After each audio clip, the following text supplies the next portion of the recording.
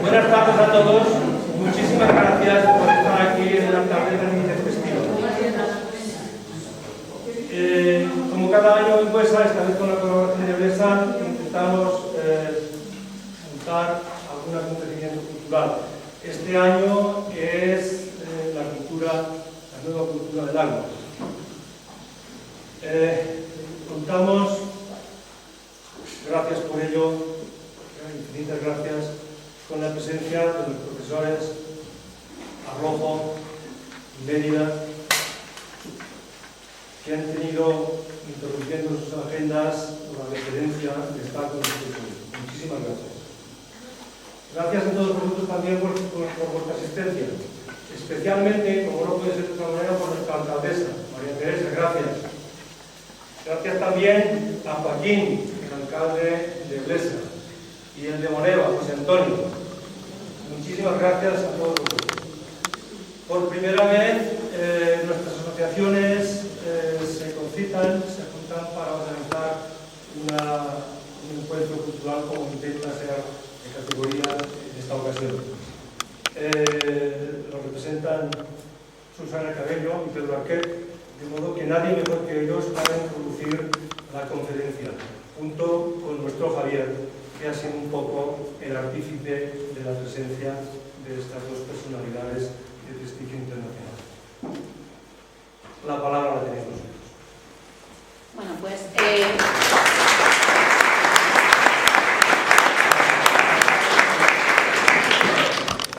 como decía Felipe, buenas tardes a todos y muchas gracias por vuestra asistencia. Ya sabéis que el año pasado en la Junta General decidimos, la Asociación Cultural, entrar a formar parte de la plataforma Aguas Vivas Limpio por la preocupación que todos tenemos con el mantenimiento de nuestras riberas, el mantenimiento de nuestro medio ambiente, que es uno de los principios que tenía nuestra asociación, el mantenimiento del medio ambiente y de nuestra naturaleza.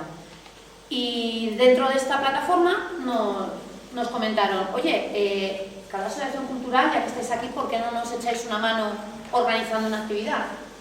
Y Javier, que estaba en aquella reunión, pensó que una gran idea era hablar sobre el agua, sobre nuevos usos del agua y sobre cómo aprovecharla de una forma inteligente.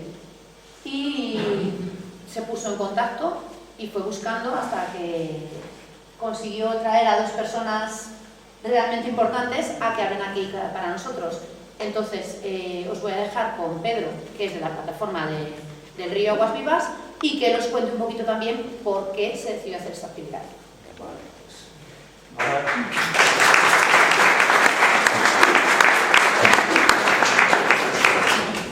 pues, ¿por qué se hace esta actividad? Aparte de que porque Javier es un conseguidor nato que ha conseguido lo que parecía imposible.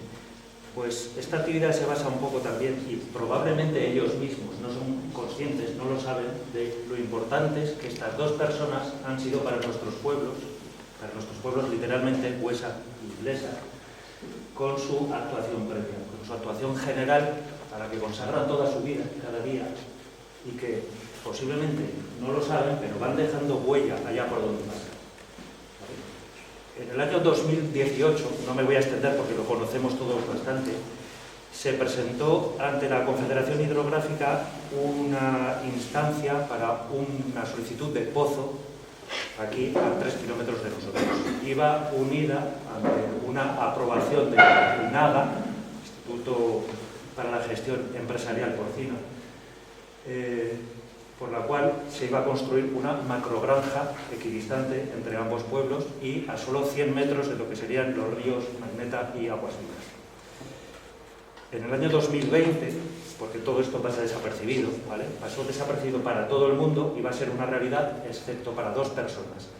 Una de ellas está aquí, Carlos Sánchez, que a título totalmente particular se inmiscuyó, hizo de mosca, avispa, etcétera, y se presentó a una reunión aquí junto con un representante de la empresa y otro representante de la Confederación diciendo, explíquennos qué va a suceder, qué es esto, de dónde van a sacar el agua. Aquello pasó un poco desapercibido para, vamos a llamarnos, opinión pública, porque después de todo, sí, rumores de que se iban a hacer una macrogranja aquí, Pero bueno, ¿qué molestias puede tener? Pues que de vez en cuando traerá malos olores y será un poco fastidioso, pero ya está. ¿Vale? Pasa desapercibido. Javier Lozano lo publica en su periódico local, La Gaceta de Blesa, pero no pasó de ahí, hasta que en diciembre del año 2020, en plena pandemia, estábamos todos recluidos en nuestra casa porque era la segunda oleada, ¿vale? Pues la Fundación Geoforo hizo una videoconferencia sobre macroproyectos salvadores para Aragón. Esos que, frotando la lámpara de Aladino, de repente pasamos de ser una comunidad poco poblada a estar todos, pero forrados, millones hasta por las orejas, gracias básicamente a los proyectos eólicos y fotovoltaicos y, por el otro lado, a las macrogranjas. Aquella videoconferencia, el presentador y organizador era Mariano Mérida, que desde su casa, allí sorteando como podía la cámara local, dio paso a Javier San Román, representante de la Confederación Hidrográfica del Ebro, a Fernando Suárez, de la Fundación Nueva Cultura del Agua, y a Rosa Díaz, de la plataforma Loporzano sin ganadería industrial. Javier Lozano y yo asistimos a esa conferencia, en nuestra casa, en pijama, y es entonces cuando fuimos conscientes de que no era un poco de molestia, de una brisa maloliente de vez en cuando, no, es que nos quedábamos sin agua potable, vale de agua, con lo cual automáticamente ¿quién va a venir a nuestros pueblos en esas condiciones? Tremendo. Concienciados por ellos, empezamos a movernos, nos informamos con Stop Ganadería Industrial, dimos los primeros pasos para nuestra plataforma, que luego se constituyó en la asociación, y tuvimos la inmensa fortuna de contactar muy pronto con don Felipe Serrano, que está aquí en primera fila, con Jesús Ayete, Tomás Saura y Javier Martínez de Huesa. Esto supuso un respaldo brutal, porque ya no se trataba de que los de río abajo se quejaban, sino que los de río arriba también eran conscientes del problema que para ellos y para nosotros y para todos iba a suponer esto. Un tiempo después, pues, se unieron las dos asociaciones culturales. Susana Cabello está aquí en representación de Castillo de Peñaflor y Belén Esteban, que no ha podido venir, en representación de El Ocino de Blesa. Entonces, fueron ellos quienes nos dieron ese aldabonazo, esa conciencia de lo que podía suponer en nuestros pueblos la presencia de ese monstruo tan próximo.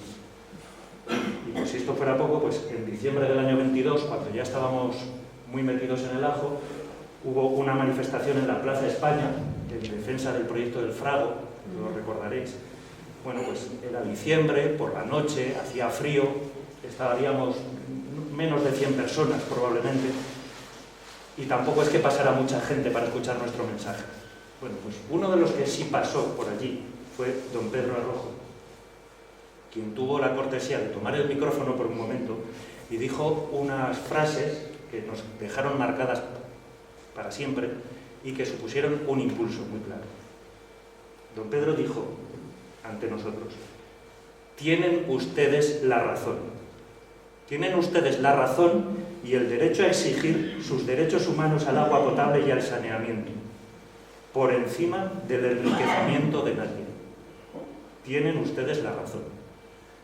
Y esto es lo que nos ha impulsado a seguir y a estar aquí, cosa que les agradecemos muchísimo.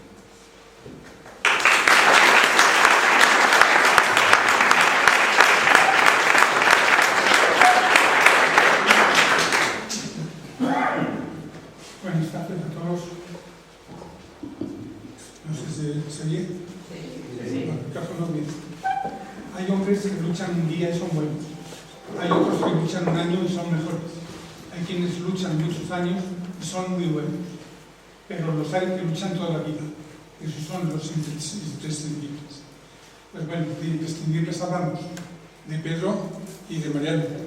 Pero antes de hablar de los imprescindibles, tengo que hablar de las mujeres imprescindibles que están aquí entre nosotros. Una de ellas es Olga Conde y otra de ellas es Carmen Magallón, portugués, que son una referencia indudable en el ámbito internacional en los campos en los que han estado trabajando pues, prácticamente toda su vida. En el tema medioambiental, en el tema de la educación medioambiental, Olga Conde, como funcionaria del Ayuntamiento de Zaragoza, técnico del Ayuntamiento de Zaragoza, y luego Carmen Magallón como una mujer física que ha trabajado mucho por el reconocimiento de los derechos de la mujer, por la igualdad de género, y que ha trabajado también por la paz y por el desarrollo durante muchos años. Por lo tanto, estamos hablando de toda una vida de estas dos mujeres que son un ejemplo a seguir por todos nosotros.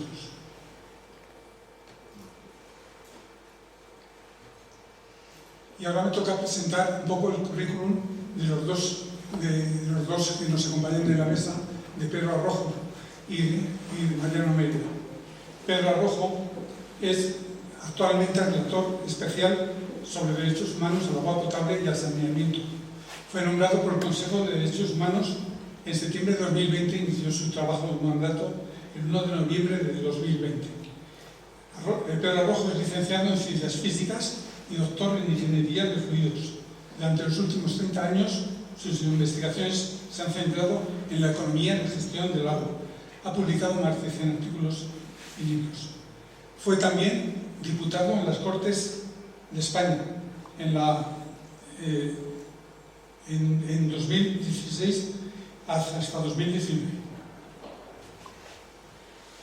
El señor Pedro Arrojo, pero para mí, porque es un amigo realmente con los que he compartido muchas experiencias, tanto con Mariano como con Pedro, es cofundador de la Fundación Nueva Cultura del Agua, una organización sin fines de lucro de la península ibérica compuesta por más de 200 miembros del mundo académico, de la administración pública y los interesados del sector de los recursos hídricos, que tiene por objetivo promover una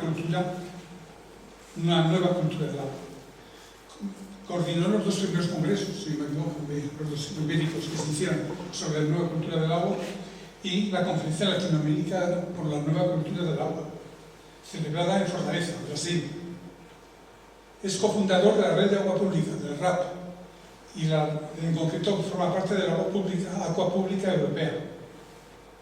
Y Pedro Arrojo fue galardonado finalmente por todos sus trabajos y por toda su actividad como defensor de estos recursos públicos y como los recursos hídricos de las comunidades y situaciones vulnerables.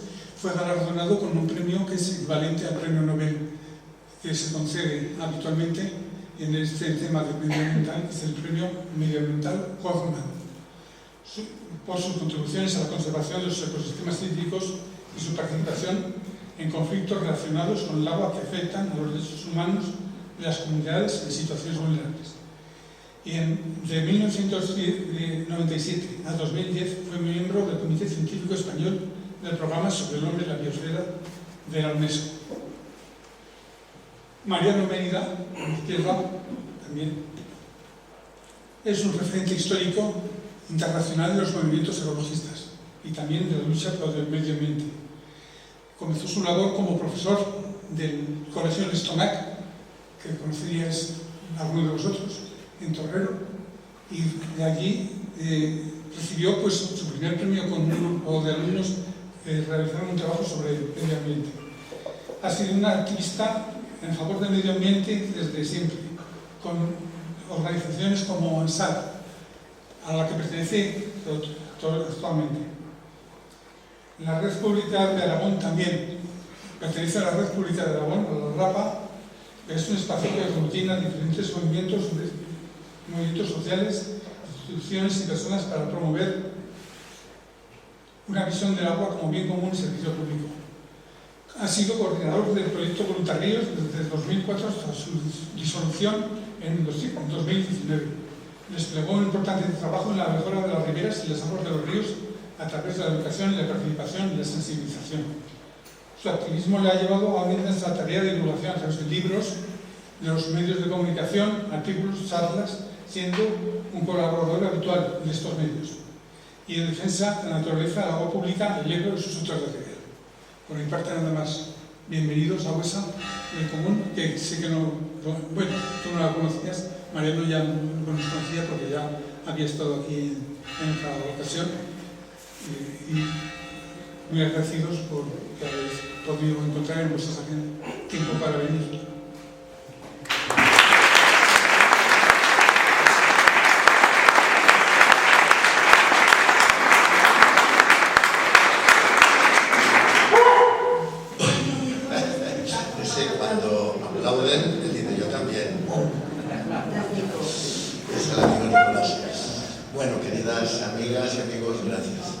gracias ante todo por la invitación.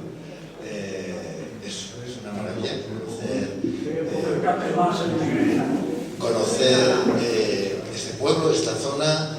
He venido a menudo a Alcañiz porque es el pueblo de mi mujer.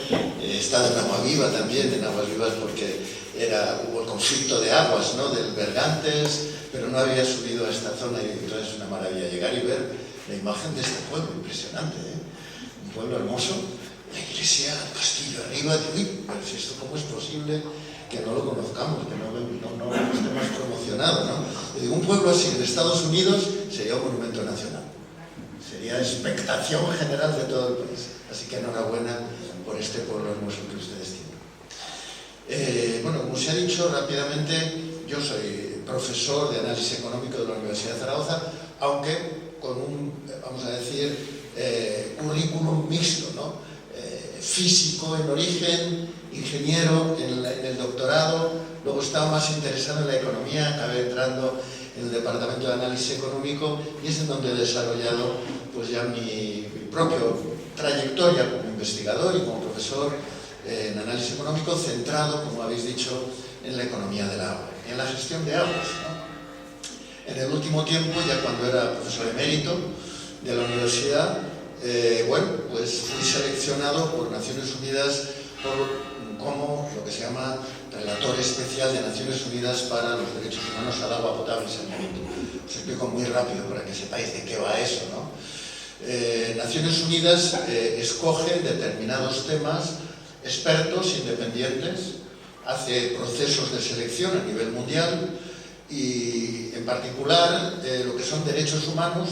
Cada derecho humano suele tener un relator o relatora especial, es decir, un experto o experta en la materia que supervisa a nivel mundial, fijaros, ¿no?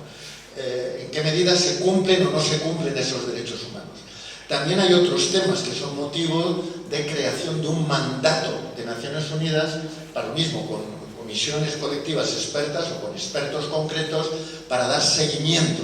Por ejemplo, territorios en conflicto, un territorio Palestina, pues tiene una relatora, que en este caso es italiana, distintas, o también determinados temas que preocupan, que no es específicamente un derecho humano, por ejemplo, contaminación tóxica, pues hay un experto sobre contaminación tóxica.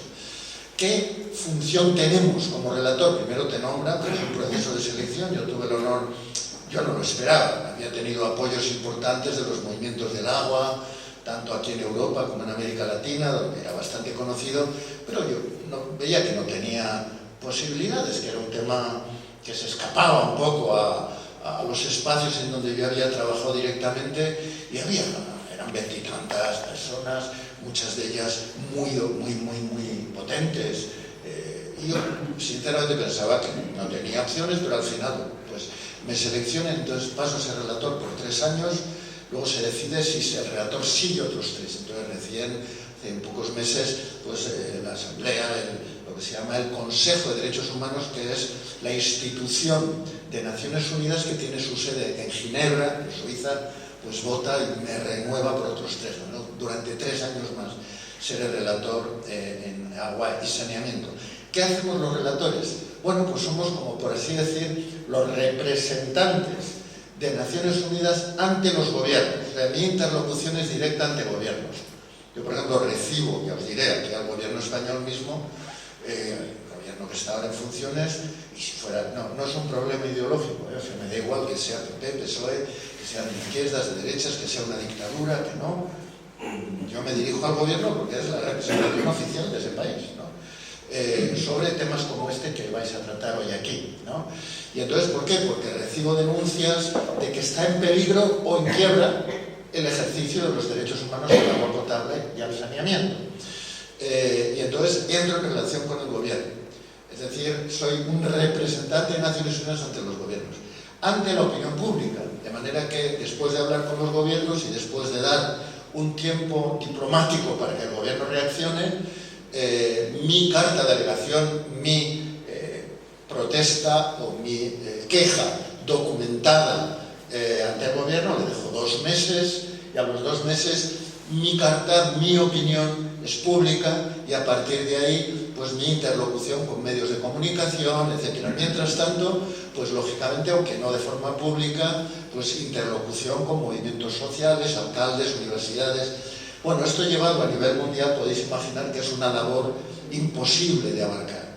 Yo cuando me nombraron me dio miedo, digo, me voy a hundir con esto, ¿no? Porque es inabarcable, ¿eh? Y es verdad que es inabarcable, pero también yo pienso que no tengo, ni existe Superman ni tiene que existir. Yo no tengo que arreglar los problemas, ni puedo. Naciones Unidas es una institución, vamos a decir, con mucha proyección, con mucha fuerza moral, pero con muy escasas competencias ejecutivas. Por ejemplo, Naciones Unidas consigue, después de ciertos eventos internacionales muy traumáticos, que todos los países del mundo se pongan de acuerdo en decir, estos son derechos humanos. Al declararlo, es como una ley, es una ley de obligación internacional. Todos los gobiernos tienen la obligación de que se respeten los derechos humanos en cada país, en su propio país. Pero no le hemos dado a Naciones Unidas la capacidad ejecutiva para que se respeten esos derechos. De manera que ¿quién vigila en cada país si se cumplen o no este o aquel derecho humano? El propio gobierno, sea del color que sea más democrático, sea menos. Con lo cual, claro, tenemos, y es culpa de todos y todas, quizá por falta todavía de conciencia global, ¿verdad? Son el gobierno de cada país el que es juez y parte. Entonces, claro, si es muy difícil, ni siquiera el secretario general de Naciones Unidas puede obligar a un gobierno a que se cumpla, a que se deje de incumplir un derecho humano. Puede llamar la atención. Entonces, en esas condiciones, cuando a mí me llegan quejas de mucha gente, de comunidades indígenas, de muchos lugares del mundo, con una enorme expectativa, o me invitan y llego al país, y me dicen, ¿qué puede hacer Naciones Unidas? ¿Cómo puede usted ayudarnos a resolver el problema? Pues yo siempre digo, miren, no les quiero engañar. Si el secretario general de Naciones Unidas no tiene capacidad operativa para forzar a un gobierno a que se cumpla lo que es su obligación, un relator especial mucho menos, pero sí tengo una posibilidad, y esa posibilidad se me debe exigir y yo debo de cumplirla, y es la de dar visibilidad a los problemas por los que la gente está luchando, estudiar esos problemas y dar mi opinión, que al ser una opinión desde Naciones Unidas tiene fuerza moral, tiene fuerza política y tiene comunicación. Es decir, cuando yo llego a un país, por ejemplo, ahora voy a ir de visita oficial a Canadá, serán 12 días, estaré visitando comunidades indígenas en el Ártico que tienen dificultades, y el último día, aparte de entrevistarme con el gobierno, con el presidente, con los ministros, el último día hago rueda de prensa. Bueno, en esas ruedas de prensa de país no falta nadie, pues claro, se ha generado expectativa, vienen Naciones Unidas a ver qué estamos haciendo bien y mal, no solo mal, también bien. Y entonces ese día está todo el mundo. Durante todo ese tiempo yo no abro el pico. Bueno, no abro el pico, hablo con la gente. Entonces, no tengo capacidad de resolver, pero sí tengo posibilidad de dar visibilidad al problema. Y al darle visibilidad, y muchas veces dar respaldo a los argumentos de los movimientos sociales, o de los gobiernos locales, o de las comunidades locales, que yo suelo decir, los afectados por los problemas, a veces gravísimos, posiblemente no tengan razón en todo lo que piden o lo que hacen, posiblemente. Pero lo que es seguro es que son ellos y ellas los que conocen mejor que nadie los problemas que sufren. Luego, si desde Naciones Unidas, desde la universidad, desde cualquier gobierno, queremos ayudar siquiera a resolver ese problema, lo primero que tenemos que hacer es escucharles. Ir al territorio, escuchar, aprender, reflexionar y luego dar opinión, ¿no? Entonces, en ese sentido, yo creo que la labor de los relatores sí que permite empoderar, dar visibilidad y empoderar a los movimientos sociales en lo que son sus justas reivindicaciones muchas veces, ¿no? Bueno, pues esa es mi función durante 6 años. Quizá decir, por no... ¿Me indicáis para no pasarme de tiempo? Cuando me queden 5 minutos me da señal, me dices. Os digo un poco cuál es mi diagnóstico general de lo que estoy insistiendo como relator, lo que estoy haciendo ahora, y luego paso a explicaros muy rápido eso que habéis introducido, como ese movimiento de la nueva cultura, ¿en qué consiste? ¿Por qué lo lanzamos ya hace ya años, ¿no? Pero ha ido cuajando en el mundo, ¿no? De manera que ahora es una referencia mundial. Lo puedo decir, y no es un orgullo personal, es muy colectivo, es que mucha gente nace en Aragón. De alguna manera podemos decir que eso de lo que se habla en América Latina, en Asia, en África, de la nueva cultura del agua, bueno, mira, nació en Aragón, un sitio muy chiquitito, que cuando dices Aragón dices, ¿eso qué es? Bueno, pues un territorio, tal, bueno. Yo, cuando tomé posesión como relator de Naciones Unidas, hice un primer informe ante la Asamblea General de Naciones Unidas en Nueva York y ante el Consejo de Derechos Humanos en Ginebra, y hablé me tocarían 6 años en un contexto de lo que yo llamo de manera un tanto provocativa una crisis tan grave como paradójica. La crisis global del agua en el planeta agua, el planeta azul. Y al decir eso, claro, digo, hay una parte que es indiscutible. ¿Por qué hablamos de crisis global? Fijaros qué cifras.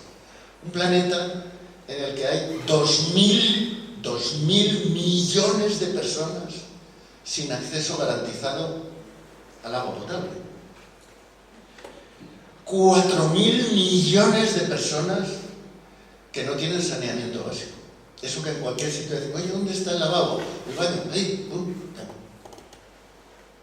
es una bobada. Parece, el agua lo entendemos rápido. Lo del saneamiento, que es otro derecho humano, no lo entendemos tan rápido. Como hablar del pipí, de la caca, que es tan bonito, parece que no da votos, eso. Pero es tremendo.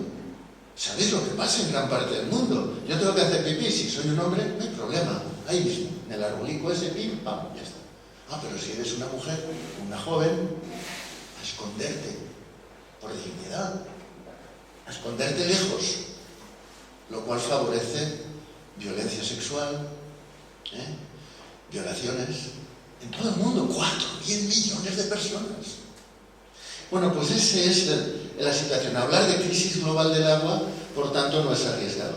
Pero cuando yo digo en el planeta agua, estoy induciendo una provocación. Estoy induciendo que el problema clave de esta crisis global del agua tan tremenda no es tanto la escasez, no es tanto que haya 2.000 millones de personas sedientas sin agua en sus entornos de vida. Nuestros antepasados caminaron hasta encontrar un río, hasta encontrar un lago, unas fuentes, unos manantiales, y ahí se instalaron, donde había agua potable. Todo el mundo vive cerca de fuentes de agua potable.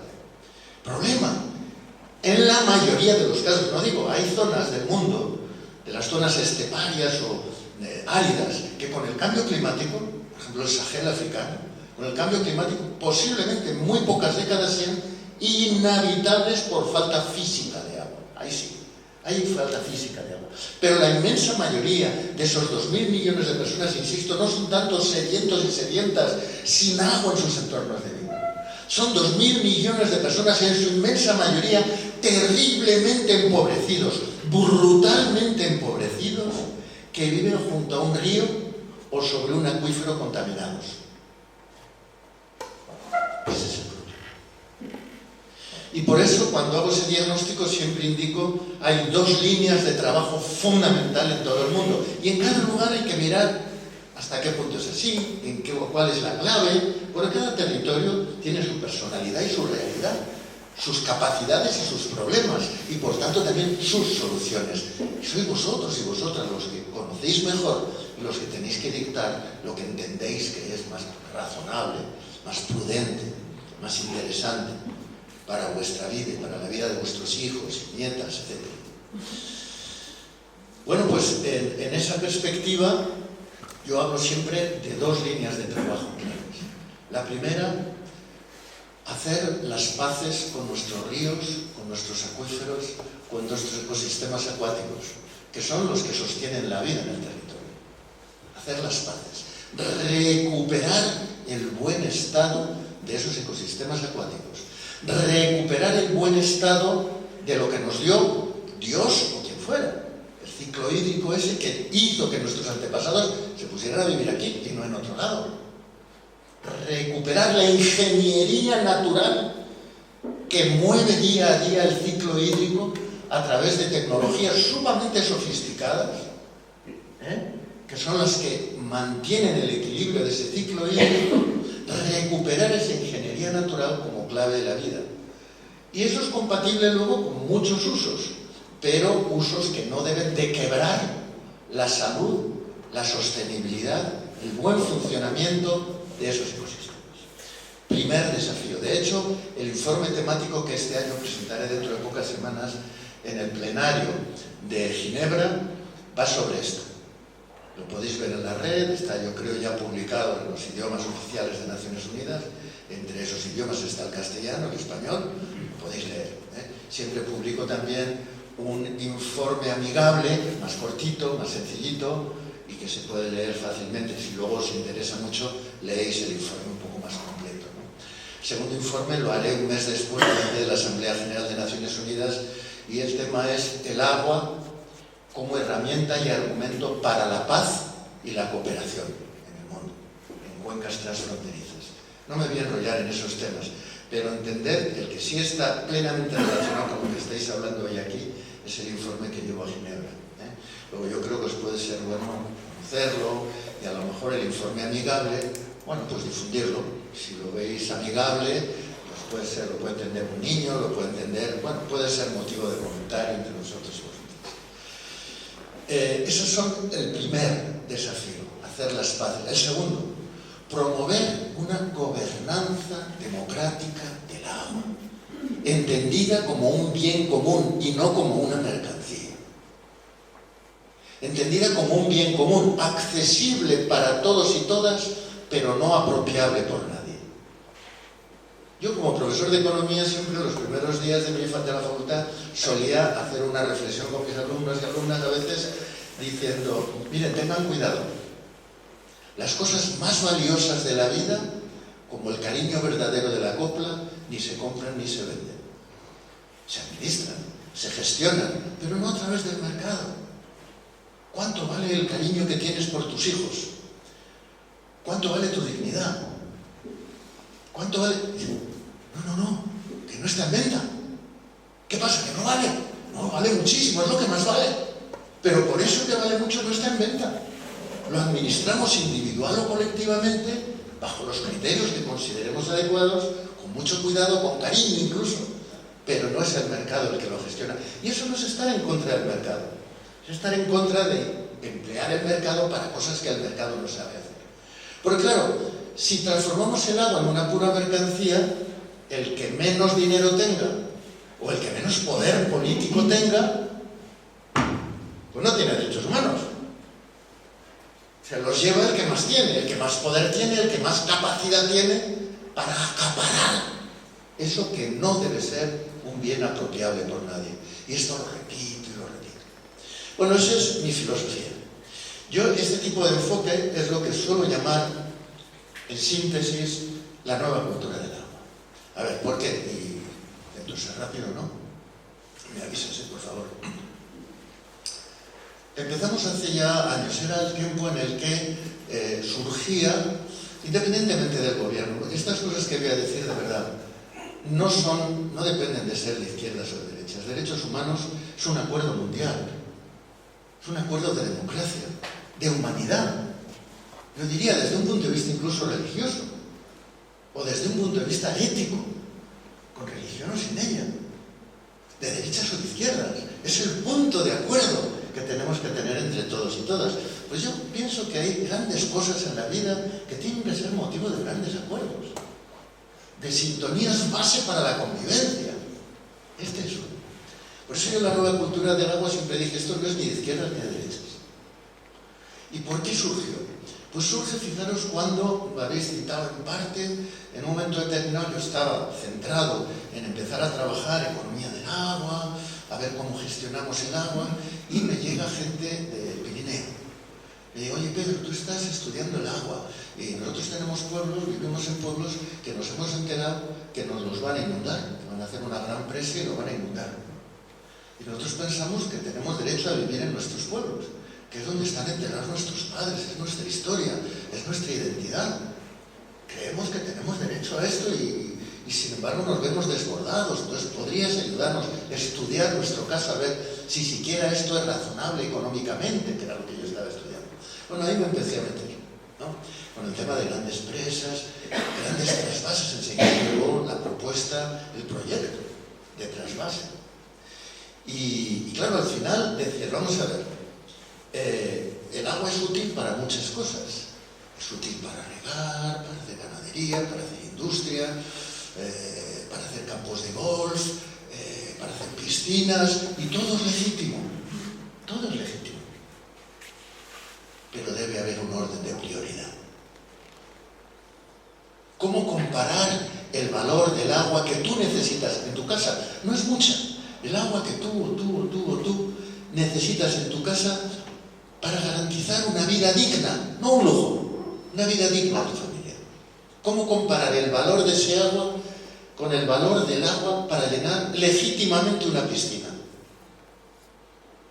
Dirías, no se puede comparar, es como si me pides que compare el valor del cariño que tengo por mis hijos con el valor del televisor.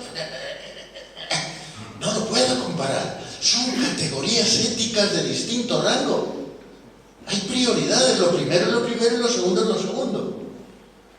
Pero lo primero es el agua para la vida,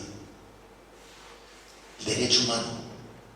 Lo segundo, el agua de interés general, aquello que entre todos y todas digamos, cuidado, que esto más allá de mis derechos humanos, más allá de eso, es del interés de la comunidad, por lo que sea. Y decidimos qué usos o qué funciones del agua son de interés, segundo nivel de prioridad. Tercero, el agua para el enriquecimiento, legítimo, para producir más riqueza, para unos o para otros, ¿ya? ¿Vale? Tercer nivel. Yo no puedo coger y decir, en nombre de que yo voy a montar una fábrica, aunque contamine con metales pesados, yo voy a dar puestos de trabajo, voy a producir economía, tengo derecho. No, cuidado. El río no es suyo. Usted no tiene derecho a envenenar a la gente que vive aguas abajo. No tiene derecho. Yo vengo ahora de Perú, visita nacional, voy a presentar el informe que va a ser un problemón en el Consejo en Perú, país muy querido en el que yo me crié de niño. No he llorado en mi vida tanto que en los 15 días que estuve en Perú. Un pueblo contaminado masivamente por metales pesados de la minería, sin ningún control. Recibí 200 y pico comunidades, la mayoría de las representantes que venían eran mujeres, con papelitos médicos, porque ya había cundido el alarma, hecho por ellas, que no tienen dinero, pero buscándose el dinero para el análisis de sangre de sus hijos, llorando. Doctor, este es el análisis de sangre de mi hijo, metales pesados en sangre. Lo he estado envenenando sin saberlo durante 5 años, carajo. Y no me han dicho nada. ¿Qué puede hacer Naciones Unidas con esto? Así, día tras día. Yo lo que podía hacer era llorar con ellas y decirles, sacaré este informe delante de Naciones Unidas y empezaré a plantear que esto debe ser considerado un crimen de lesa humanidad. El propio gobierno reconoce 30% de la población peruana se contamina a diario, vuestros hijos, vuestras hijas, si fuerais en Perú, por metales pesados, que es un veneno para siempre. Si yo me contamino con metales pesados, no pasa mucho, no me queda ya mucha vida, probablemente. Pero un niño de 5 años es un crimen inaceptable. 30% de la población, 11 millones de peruanos y peruanas, 65% de ellos niños de menos de 6 años.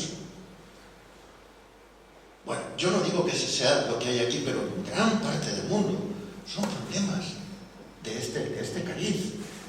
Es tremendo. Vale. Entonces, en definitiva, lo que venimos a decir desde la nueva cultura del agua, empezamos en ese momento en que surge esa llamada de que hace falta el agua para producir más campos de golf, para producir más productos de agroexportación en las zonas más productivas de Almería, de Murcia, de Valencia. Oiga, pero cuidado, porque ese trasvase va a generar impactos en el Ebro, en el delta del Ebro, exige inundar pueblos en el Pirineo, hay problemas también de usos de agua que van a quedar comprometidos en Aragón. Y entonces empezamos a levantar un movimiento de protesta basado en lo que llamamos la nueva cultura del agua. ¿Por qué hablábamos de nueva cultura del agua? Porque veníamos a decir, mire, esto del agua es algo que trasciende, claro que es una cuestión económica, claro que es una cuestión jurídica, claro que es una cuestión que tiene que ver con la tecnología, con la eficiencia, con tal, pero es un cambio de cultura. Tenemos que empezar a mirar hacia el agua, hacia nuestros ríos, nuestros ecosistemas, de una manera distinta, en donde haya prioridad, primero, por preservar su buen funcionamiento. Si tenemos pensamiento religioso, sería evidente respetar la obra de Dios. ¿Con qué derecho podemos machacar una obra de Dios? ¿Y con qué derecho podemos, machacando esa obra de Dios, machacar los derechos básicos de las poblaciones que dependen de ese ecosistema? Luego, eso que es mucho más profundo, debe ser un cambio cultural, en dos dimensiones. La dimensión ambiental. Esto no es cosa de ecologistas, es cosa de todos y todas. Es tu familia, son tus hijos, tus nietos, el futuro. No es cuestión de ideología, y es una cuestión también social. Ante esto no cabe ricos ni pobres. Derechos humanos básicos para todos y todas, como prioridad máxima. Y luego todo lo que pueda ser, pero no al revés. No primero enriquecer a los que más tienen y luego lo que quede ya veremos si hay derechos humanos, ya veremos si hay conservación de los ecosistemas. No. Hay que cambiar el enfoque cultural. Hay que cambiar cómo miramos y cómo vivimos nuestra relación con los ríos, con los ecosistemas acuáticos y con la sociedad que nos rodea, en esa dependencia de cómo tratamos el agua. Acabo diciendo y sugiriendo que el año pasado mis dos informes fueron sobre agua y saneamiento en pueblos indígenas y en comunidades campesinas empobrecidas. Y al estudiar esas realidades en el mundo te das cuenta que en el fondo la nueva cultura del agua es la sabiduría ancestral del agua llevada al siglo XXI. Pueblos indígenas dicen, no. El agua es el alma azul de la vida. Respeto sagrado a nuestros ríos, respeto sagrado a nuestras fuentes, porque son fuentes de vida. Tenemos que gestionar los ríos y los acuíferos con respeto en la armonía del territorio, del paisaje, que incluye a las comunidades. Lo primero es integrar y respetar. Y bueno, eso es lo que ahora en la modernidad llamamos sostenibilidad. Gestión integrada y otras palabrejas que nos hemos inventado. Y la otra, que es lo que os decía, con esto acabo, esa gobernanza democrática del agua. No considerar el agua como un negocio, sino como un bien común. ¿Qué hacen los pueblos indígenas? ¿Qué hacen las tradiciones campesinas tradicionales en el mundo? Gestión comunitaria del agua. Es cosa de todos, pero no es propiedad de nadie. Instituciones comunitarias, en este caso los ayuntamientos, con transparencia, como una cosa de todos y todas, no de los que más tienen o de los que van a poder comprar agua embotellada a 1.000 euros metro cúbico, que es lo que nos vale el agua embotellada. Si se envenena el agua que tenemos, será el agua embotellada, 1.000 euros metro cúbico, 1 euro litro, metro cúbico, 1.000 litros, 1.000 euros metro cúbico.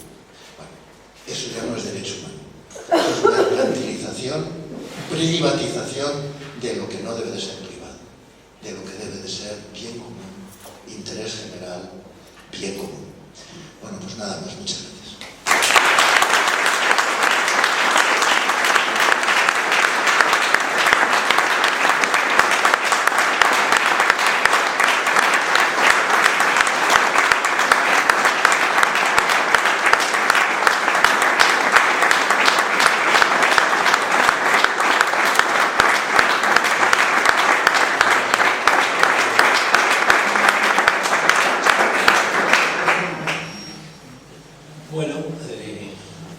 Buenas tardes a todas y a todos.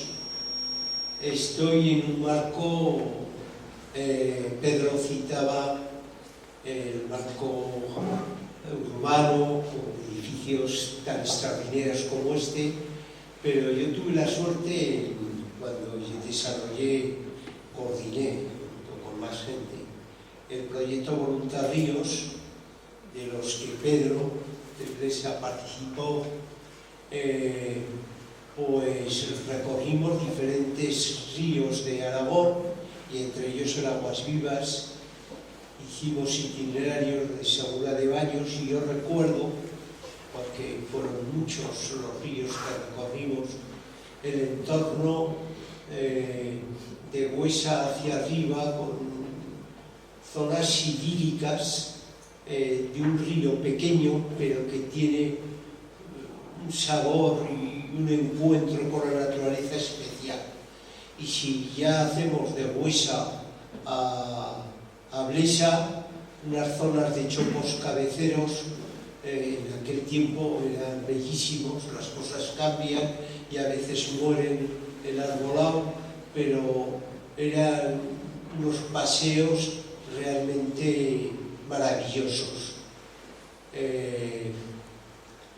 Tengo que decir que la presentación que hago, he encontrado la colaboración de mi compañera Olga, que me ha ayudado un poco en las diapositivas que luego pasaremos, y también tengo que agradecer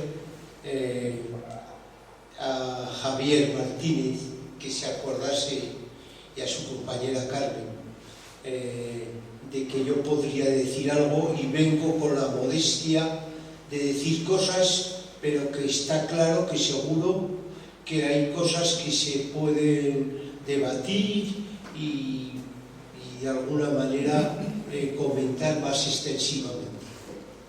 El problema de las macrogranjas del porcino está planteando un problema de contaminación de difuso de nitratos que tiene unas afecciones al medio ambiente y a la salud importantísimas. El tema del cambio climático, la biodiversidad, pero el tema de la contaminación de nitratos está al mismo nivel. Está al mismo nivel. Es un problema gravísimo. Hago una breve historia, muy breve. Las plantas, los que sois o habéis sido agricultores, necesitan tres elementos fundamentales que, si nos aportan, limitan el desarrollo de los cultivos: el nitrógeno, el fósforo y el potasio. El potasio está de manera natural en todos los suelos, pero la forma de incorporar el nitrógeno, que sabéis que está fundamentalmente en la atmósfera, y fijarlo en los suelos, solamente las leguminosas lo pueden hacer, y hay unos problemas muy fuertes de que haya fertilizantes de nitratos que alimenten las plantas. Históricamente se dieron cuenta de que depósitos de excrementos de aves marinas desarrollaban esta capacidad del cultivo de las plantas, y se trajo sobre todo de islas del Pacífico, fundamentalmente quedaban enfrente de Chile, y si recordáis, ¿no?, el nitrato de Chile, que era un mensaje que se veía en casi todas las poblaciones, fue un motivo de que tuviéramos fertilizantes para nuestras plantas. Con el fosfato ya el problema es, como luego marcaré, un poco más complicado, pero eso alivió la posibilidad del cultivo de las plantas. Se hicieron esfuerzos a principios del siglo XX por sintetizar el nitrógeno con el hidrógeno, para hacerlo de una manera pues de síntesis química, y hubo dos químicos alemanes que sintetizaron pudieron, después de bastantes trabajos químicos, sintetizaron el nitrógeno con el hidrógeno a través de grandes presiones y elevadas temperaturas, lo consiguieron, y eso revolucionó totalmente el encuentro de fertilizantes en los cultivos. Se multiplicaron la producción de alimentos en el mundo y encontraron pues un avance que en el último medio siglo del siglo XX supuso la revolución verde. Pero a la vez que se marcaba este ritmo tan acelerado del desarrollo de las plantas, hubo un motivo que ahora se empieza a hablar mucho más, y es el problema de la contaminación, el exceso de nitratos en el suelo y en las aguas si no se aportan debidamente. Y es muy fácil que el agricultor que empleaba el nitrato dice: voy a echar un poco más porque esto me desarrollará más el cultivo que estoy haciendo. O se aportaba no en el momento preciso, cuando se iniciaba el desarrollo del cultivo de la planta. Se echaba en malos momentos, en formas no adecuadas, y eso ha llevado a que hay un exceso de nitrógeno a nivel planetario. ¿Y qué pasa con los nitratos? Pues solamente a nivel de salud plantea problemas de cánceres. Lo va a explicar cómo el nitrato se asimila con la hemoglobina y entonces eso dificulta el buen funcionamiento del cuerpo humano, con las nitrosaminas, en fin, sería un problema largo de hablar, pero crea problemas de cánceres. Hay un estudio de este año 2023 hecho por un grupo de salud en Barcelona que durante años siguió a 1.600 pacientes que tomaban agua con 14 miligramos por litro de nitratos, no 50, que es el límite que se pone para decir que una agua está contaminada, con 14. Pues bueno, esos desarrollaban cáncer de próstata en una doble dimensión que gente que tomaba agua con nitratos a unos niveles inferiores. Crea problemas de diabetes, crea problemas de alergias que están aumentando tremendamente. Es decir, es un problema de salud que la Comunidad Europea, incluso la Organización Mundial de la Salud, se plantea tremendamente. Es algo, me decían representantes de la Confederación, vamos a grupos de agricultores y ganaderos a explicarles el tema. Y dicen, pero es que no éramos conscientes de los problemas que podíamos crear, pero es que ahí está. Y no éramos conscientes, pero como luego explicaremos, la aceleración expansiva de los nitratos que se forman por la cantidad, por ejemplo, en el tema de las macroalgas, de los purines, se ha elevado tremendamente en estos 20 últimos años en Aragón. ¿De acuerdo?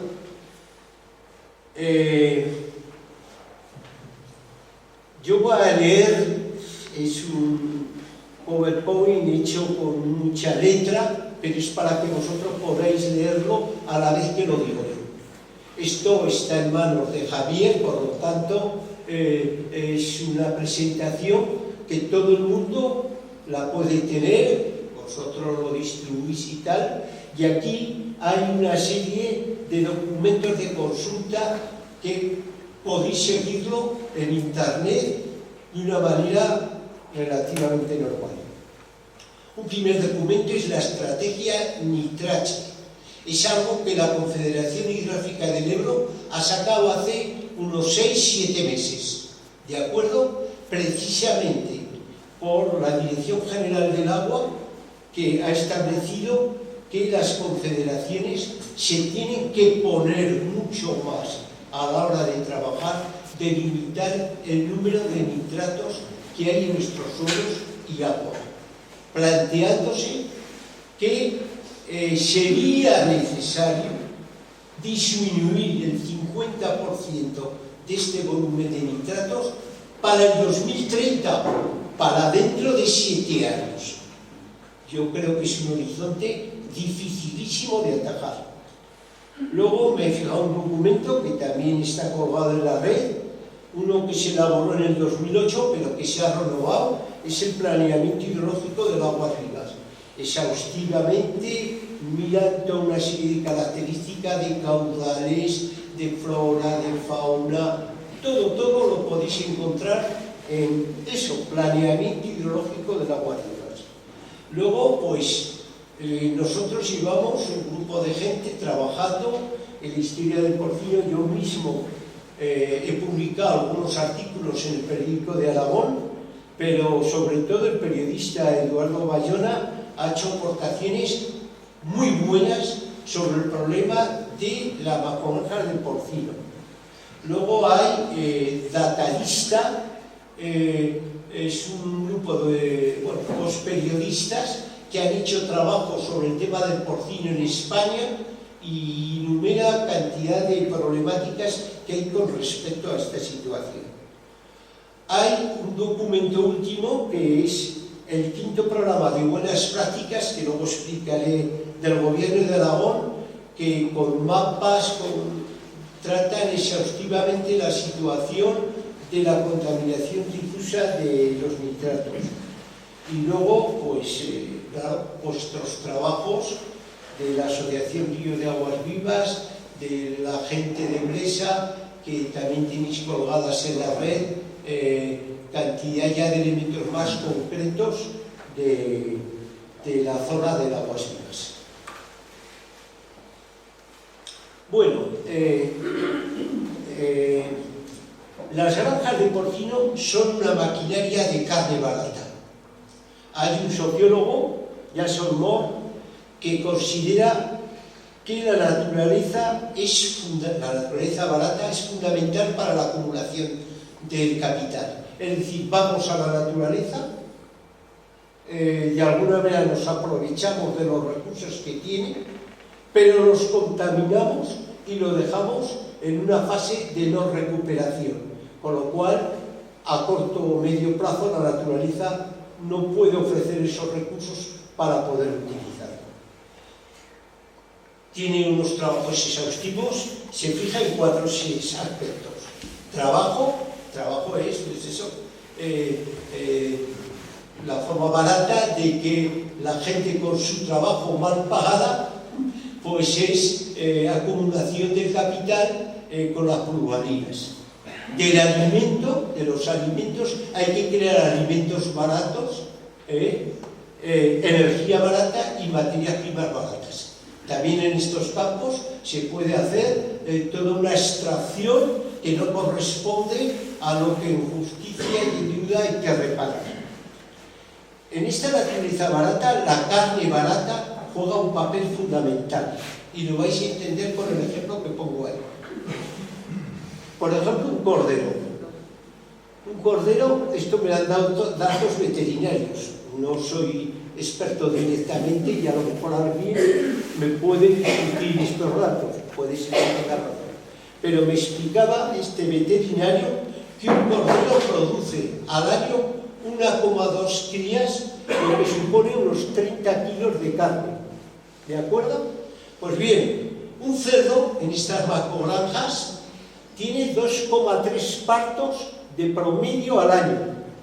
Es decir, cuando hablamos de una plaza ocupada en una macrogranja por parte de una cerda reproductora, puede tener 2 partos seguros al año, pero incluso de promedio 2,3.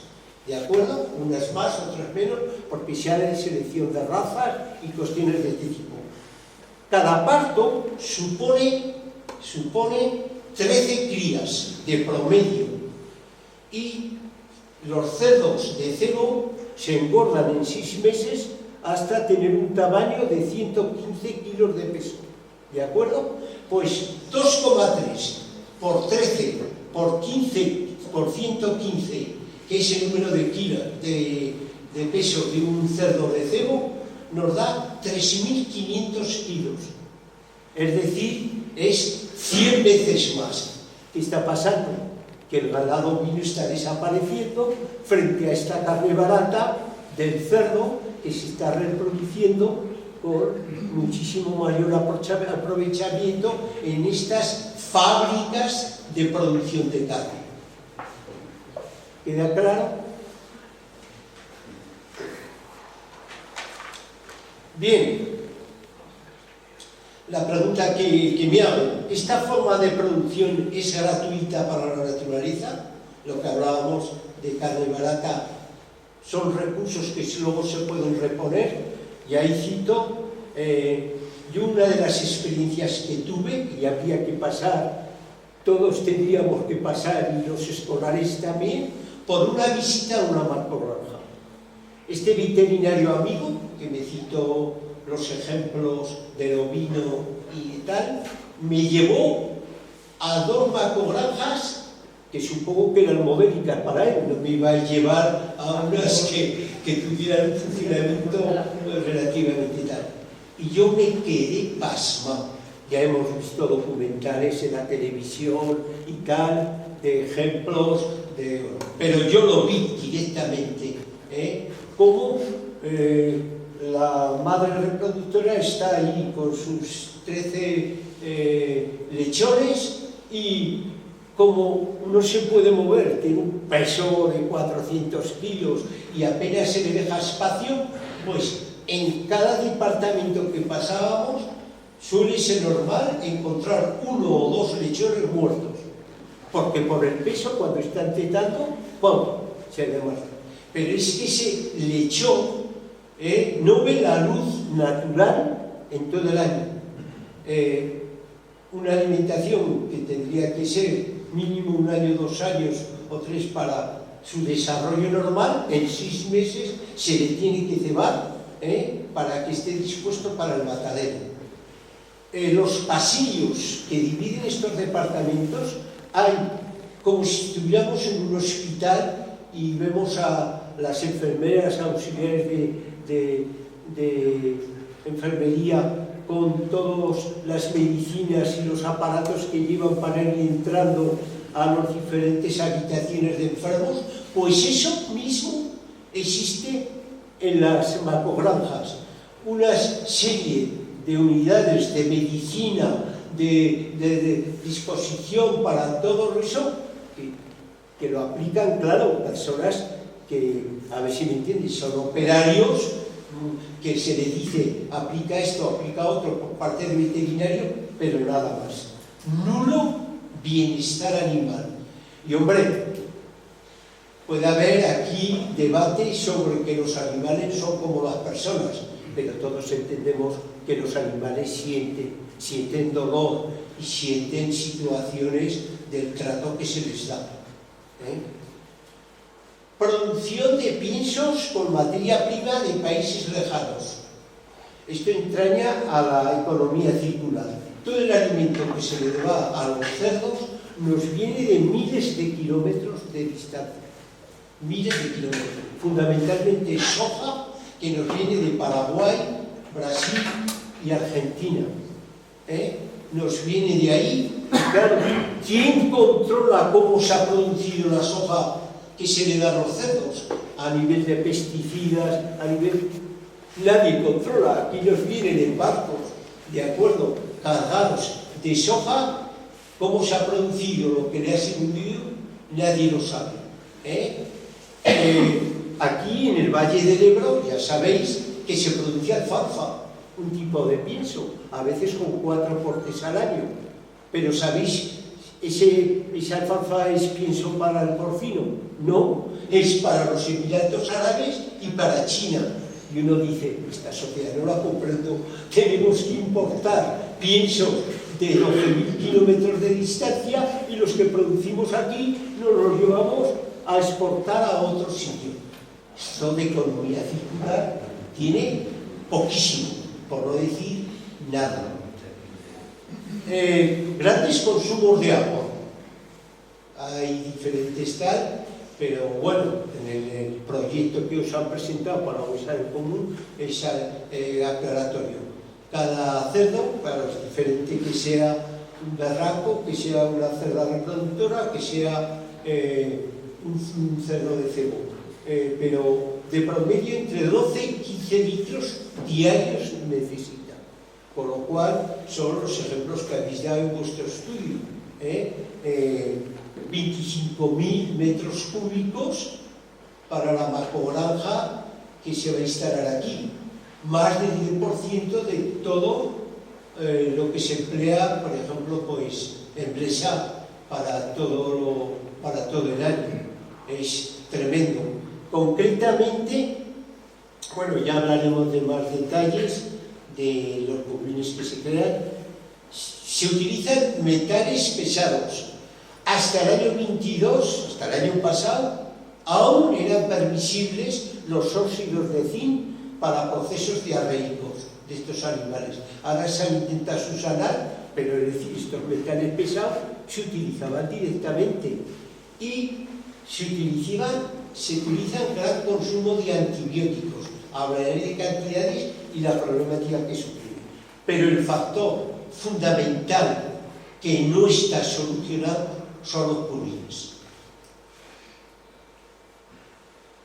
El grave problema de los antibióticos. Antes he citado cánceres, bueno, los diferentes tipos de enfermedades que se causaban por los nitratos en el agua.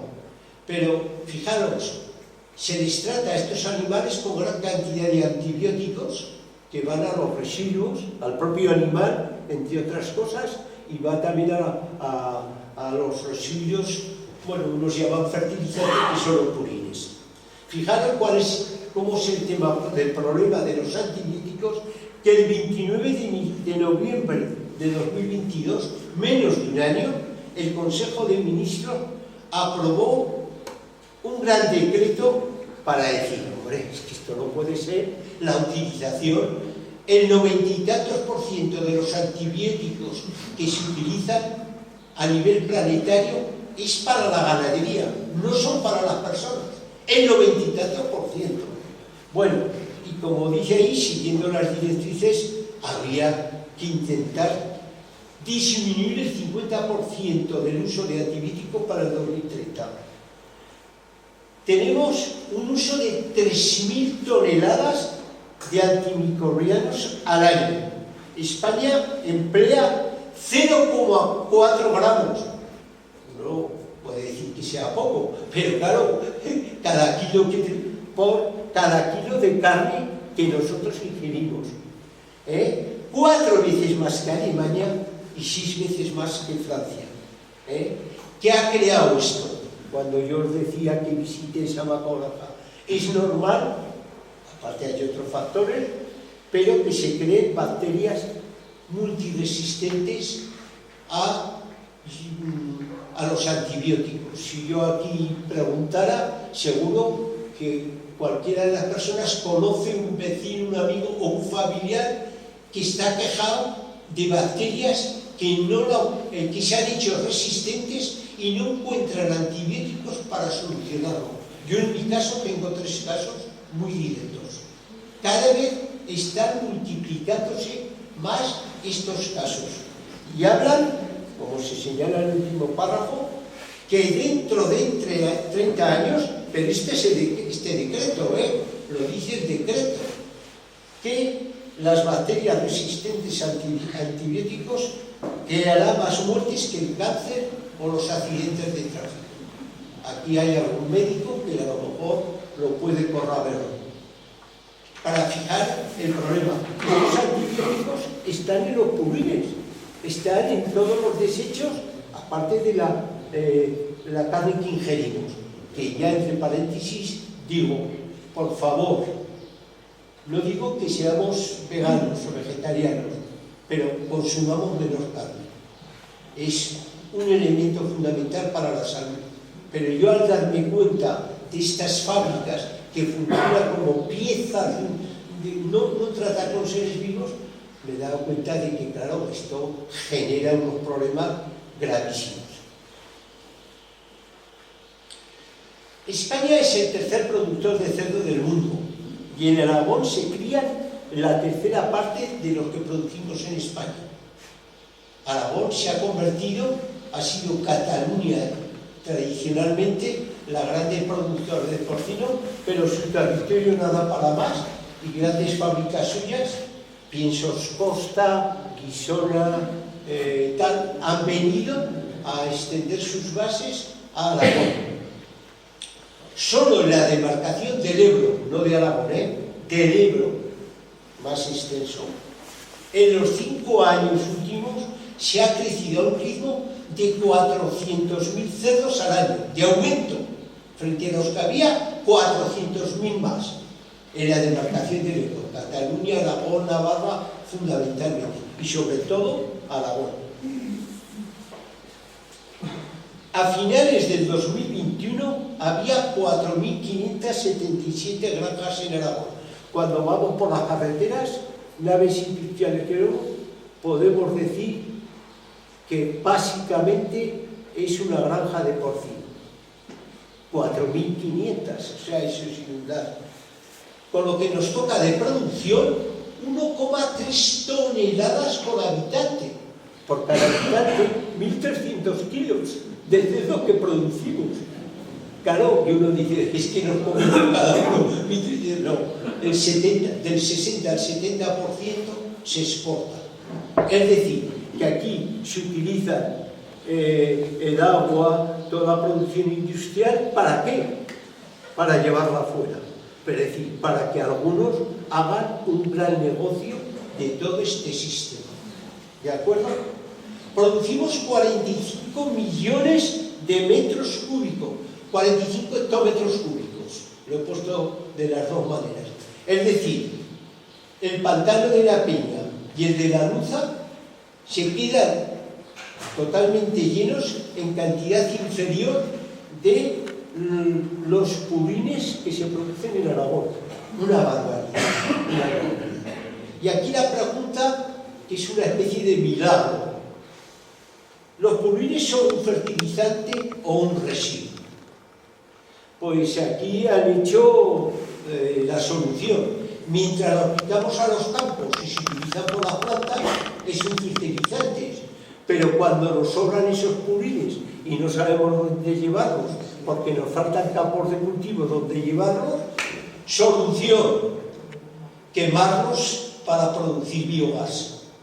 Entonces es un residuo, junto con otros residuos de depuradoras, de otro tipo de ganaderías de vacuno y tal, todo se quema junto, en factorías de biogás, así se elimina el problema. Pero claro, luego si nos da tiempo comentaremos a ver si hay solución eso. Pero en realidad es esa doble faceta de fertilizante residuo. El problema de los, ya nos vamos metiendo en harina, de lo que no son los residuos, de lo que son los purines, es que claro, si aquí tenemos como han hecho en el proyecto, utilizar los campos de diferentes, pues fundamentalmente de trigo, no sé si había algún otro, luego lo veremos en una tabla, pues claro, hay unos meses de aplicación, fuera de esos meses está en barbecho o no es utilizable por la planta, no se puede echar, pero es que los cerdos producen purines cada día, entonces necesitan unas balsas, pero esas balsas, ¿qué ocurre? Ahora les ponen más condicionamientos, ahora, pero si no, sacan metano, que es un gas productor de gas invernadero de efecto de cambio climático tremendo, y sobre todo amoníaco. Nosotros tenemos, España tiene asignado por la Comunidad Europea, asignado de una producción de amoníaco al año en todas sus facetas industriales, ganaderas y tal. Y nosotros nos pasamos en 100 y pico mil toneladas de amoníaco. De tal manera que el Instituto de Salud Pública de Barcelona ya empieza a hacer medidas y encuentra amoníaco en la atmósfera de su ciudad. Estoy seguro que si Zaragoza lo hiciera, también encontraría amoníaco. ¿Por qué? Porque esas balsas de purines, al estar libres, van sacando el amoníaco. Tampoco puede estar semanas o meses el purín ahí, porque nos crea esos grandes problemas. Hay que llevarlo a centros de gestores o a plantas de biogás, que tampoco está solucionado. Y hay otras alternativas de Fertilagro y tal, de la provincia de Teruel, que yo para mí no veo solución, pero de eso podemos hablar también. Al final se explica que solamente se pueden echar, luego hablaremos de las zonas vulnerables y lo explicaremos, 170 kilos por hectárea de nitrógeno en zonas vulnerables y 210 en zonas no vulnerables. Nos encontramos con un exceso de nitrógeno en Aragón terrible. Nosotros, a nivel con ingenieros agrónomos, Fernando Orús, que trabajó en el gobierno de Aragón e hizo revistas exhaustivas de todo esto, junto con otros compañeros, tuvimos que hacer el número de hectáreas de cultivo que hay en Aragón, 1.200.000 hectáreas, ver la cantidad de purines que se producían, de hacer una contabilidad de que si era posible esas zonas de cultivo poder llevar todos los purines para nitrogenar los campos. Hicimos cantidad de cuentas, porque aparte de los purines, los agricultores utilizan el nitrato inorgánico de manera química, lo que he contado al principio, dejamos que se pueda hacer.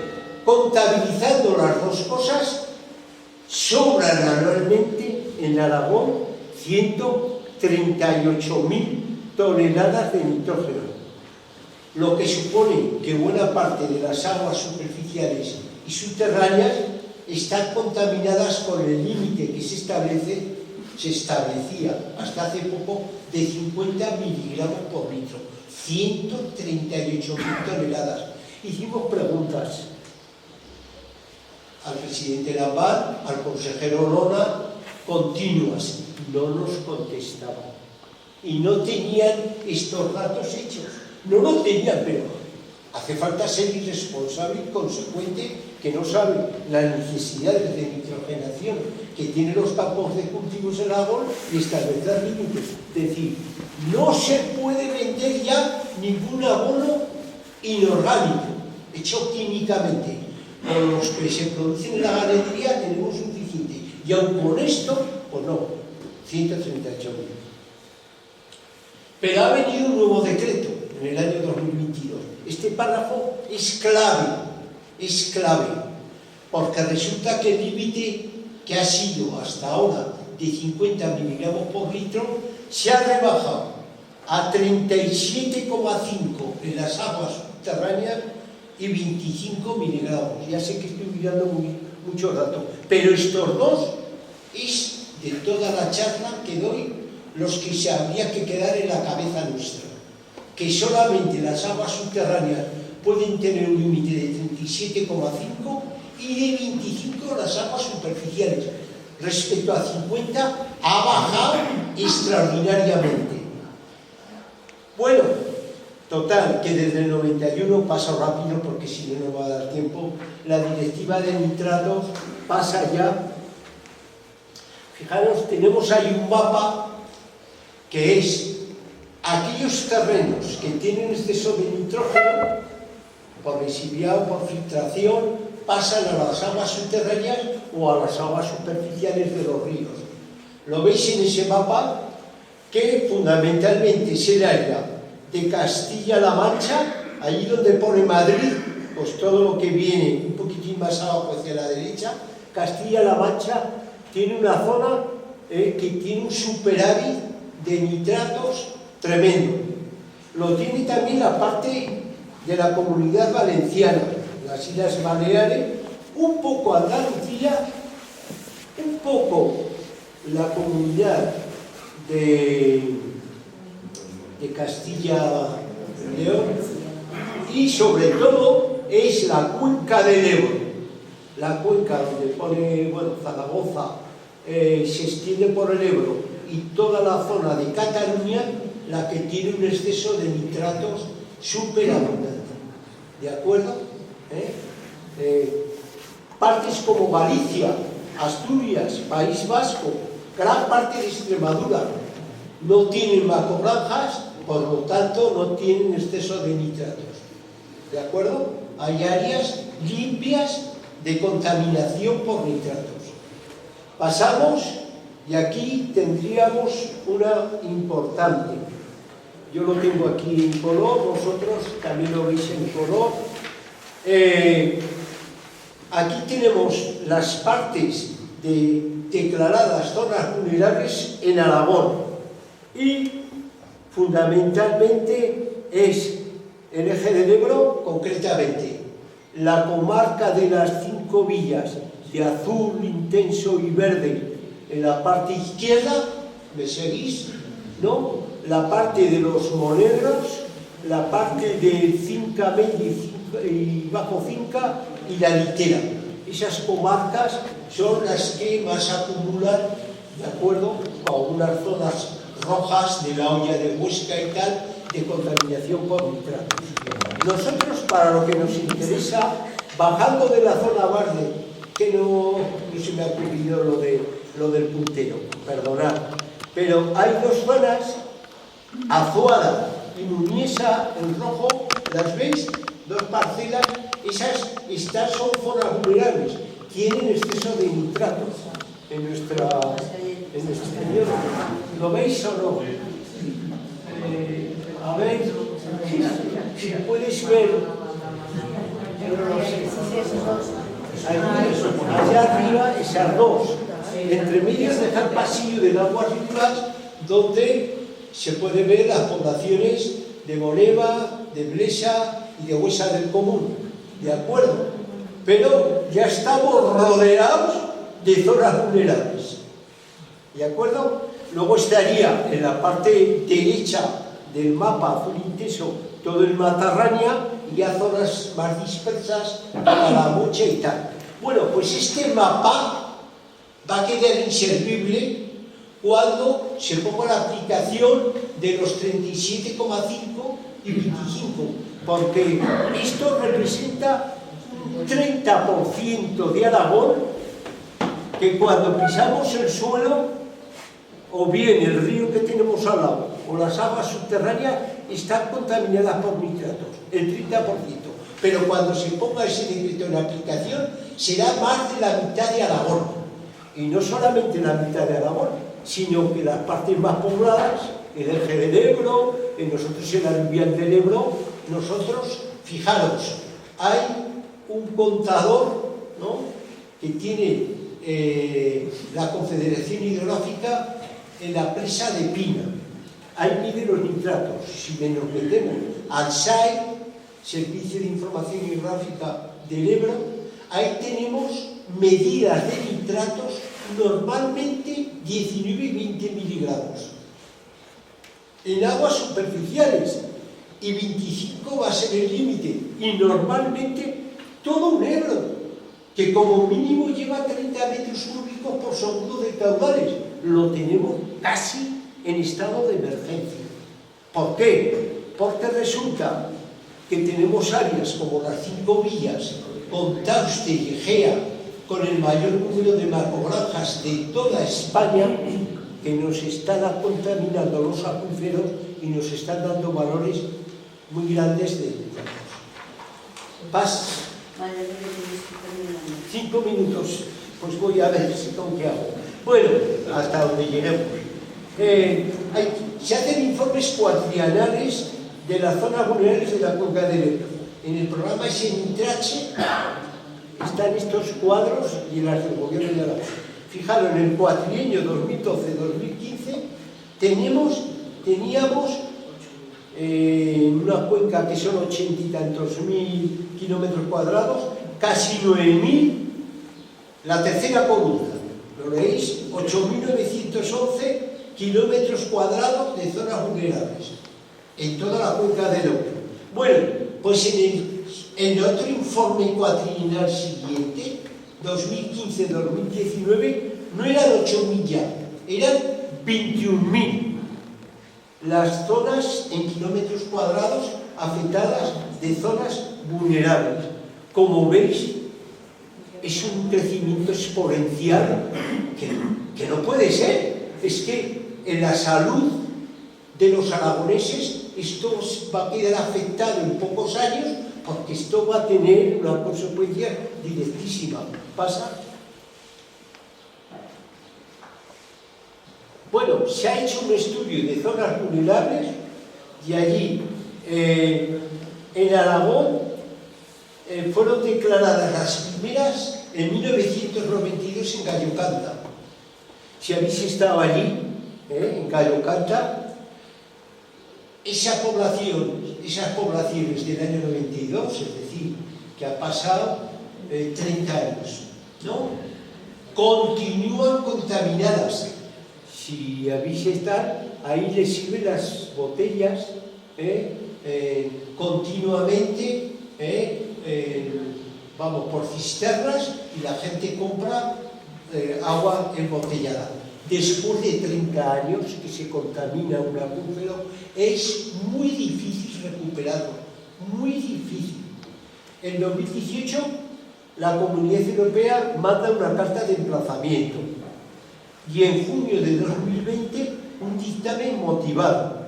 Pues bueno, en el 2021 nos ha llevado al Tribunal de Justicia. Han dicho, vale ya, no podemos con vosotros, en España, por la falta de control de nitratos, y estamos en el Tribunal de Justicia para ver las multas que nos va a imponer por la contaminación. Pasamos rápidamente, os cuento. Fijaros, la evolución de las zonas vulnerables. 19 de junio del 2004, 11 de diciembre del 2008, 10 de diciembre del 2013, 2019, es decir, continuamente nos exige la evolución de la contaminación de las aguas y de los suelos a plantear zonas vulnerables continuas que van creciendo, van creciendo. Y en los últimos 8 años, el señor Lambal, el señor Olona, pero ¿qué se nos están creciendo las contaminaciones y tal? Algo hay que hacer. Es igual. El INAGA, el Instituto, no me sale el INAGA pues aprueba todas las instalaciones. Si fuera por ellos, otra cosa es la limitación de la Confederación, aprobaría todo lo que les pide. En concreto, zonas vulnerables en Aragón, antes hablábamos de la cuenca del Ebro. En el 2021, la última cuenta, teníamos 14.081, que es casi lo que he dicho, casi el 30%. Pero con las nuevas normas va a ser más de la mitad de Aragón. Pasa la comparación de las zonas vulnerables en Aragón y en España. La mayor, nos fijamos en la penúltima columna, que es el tanto por ciento de superficie en comunidades autónomas. En Castilla-La Mancha tienen el 47% afectado con la normativa vieja, 47%. En Valencia le sigue el 46,13%, Baleares 40,23%, pero Aragón está en la cuarta, quinta posición con la tercera parte, 29,51%. Bueno, pasamos una y pasamos otra, hasta el problema de la gestión del purrín y la falta de inspecciones. Y entonces, ahí, en el segundo párrafo, salto cosas. Hasta el 2020, ni un tercio de las explotaciones de las 1000 macrogranjas que tienen el IAB, es decir, que necesitan una información medioambiental especial, ni un tercio de las explotaciones recibieron inspección. Y solo se llegó a 275 inspecciones entre 2017 y 2020. En 2021 se realizaron 600. Pero fijaros, en los años anteriores, 300 y pico de 1000 macrogranjas grandes que tenemos, solamente 608. ¿Y qué pasa? Que las intenciones sirven para poco. Los expedientes son pocos, las acciones bajas, y solo se ha llegado a 8 sanciones graves, cada una de ellas de 20.000 euros, unas con pisos costa y tal, que las han recurrido.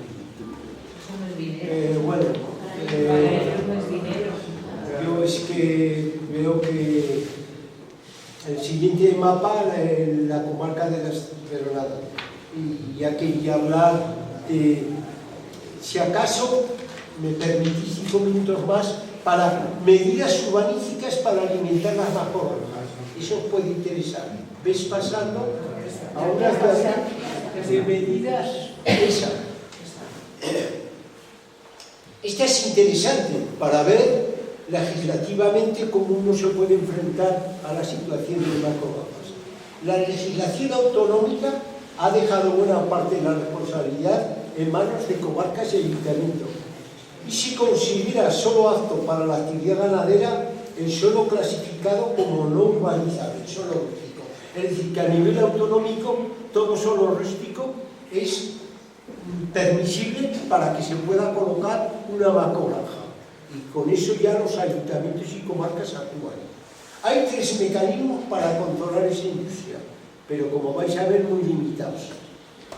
Uno, la ordenación urbanística delimitando las distancias a núcleos y viviendas diseminadas.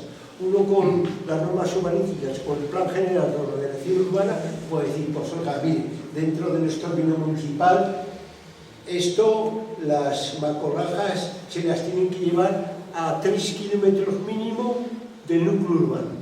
Esa posibilidad de marcar criterios en una reedición del Plan General de Ordenación Urbana cabría. Control de vertido de purines. Si claro, tenemos una zona, un término municipal, que tiene muchas macrogranjas, que es imposible que aquí puedan verter todos los purines que hay tal. Entonces es un control, pero es un control que solamente para las poblaciones que tienen policía local. Si tenemos un alguacil y tal, ¿cómo vamos a decirle ahora vete aquí, vete? Si es que es imposible pues estar todos los días controlando. Para los que tienen policía local es un recurso que pueden decir, va, están incumpliendo toda la normativa que tal. Y otra es decir, bueno, en aquellos donde se ha elevado, en las zonas de Loporzano, de tal, que se ha elevado el número de macrogranjas, decir, bueno, en 5 kilómetros esto es imposible que haya campos donde vertir tanto purines. Por lo tanto, hasta aquí hemos llegado y aquí no es posible hacer más. Y ya venía a concretar y hablar de vuestro proyecto de macrogranja hay una página que es fundamental, pero claro, aquí hay técnicos que les han hecho el proyecto, lo tienen estudiado y cumplen la normativa, que es la nitrogenación de suelos por la macrogranja. Ahí se habla de campos de cebada, de trigo blando y tal, en los meses donde se puede recibir la cantidad de purines que se puede echar. Pero claro, es lo que hablamos, muchos meses hay que almacenarlo porque no tienen posibilidad de poder alojarlo y tal. Esa tabla se indica con esos cuadros en blanco, bueno, en la nitrogenación de suelos y tal. Simplemente los caudales en las aguas del Agua Viva es un río que en ciertos meses y con el cambio climático solamente lleva, en meses de septiembre, 610 litros por segundo, 0,6 metros cúbicos. Y en las estaciones de aforo, por ejemplo en Blesa, la media ha sido de 0,17 metros cúbicos, 170 litros. Eso no cumple ningún caudal ecológico ni nada que se demuestre. Entonces, si nos crean una industria que en el freático va a crear problemas para el río, realmente yo creo que tenéis todas por parte de la Confederación para que no dé la autorización en una zona como esta. Pero claro, habría que intentar que estas empresas que nos vienen de Singapur, que en definitiva son gente que se va diseminando por el territorio, no son propietarios pequeños que intentan ganarse la vida. No, no, estos especulan y se van a más zonas y más zonas, pero claro, si esta gente compra, nos entendamos, a personas que tal, pues podrían tener el agua de concesión y eso es lo que hay que controlar. Lo digo así claro. Nada.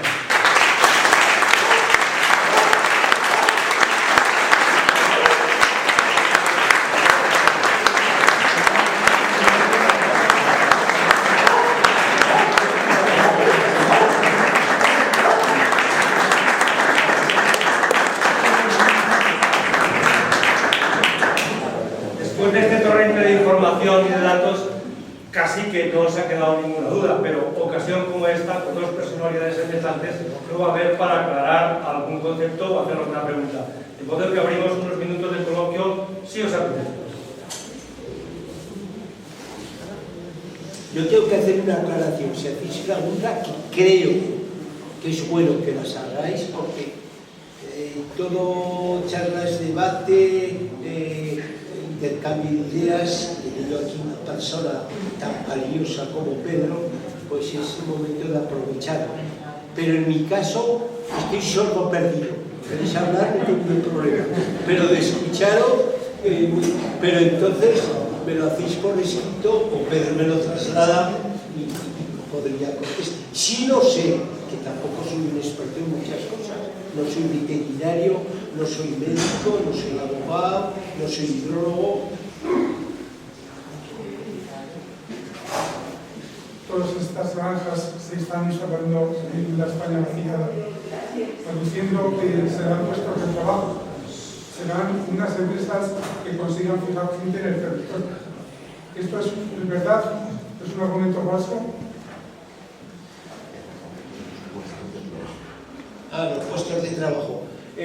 Las macrogranjas suelen estar mecanizadas de tal manera que ya hay otras industrias o trabajos auxiliares que montan las macrogranjas con toda una incorporación automática del pienso, como se les da, en los horarios, en la limpieza, y con uno o dos operarios llevan el funcionamiento de una macrogranja de 3.000.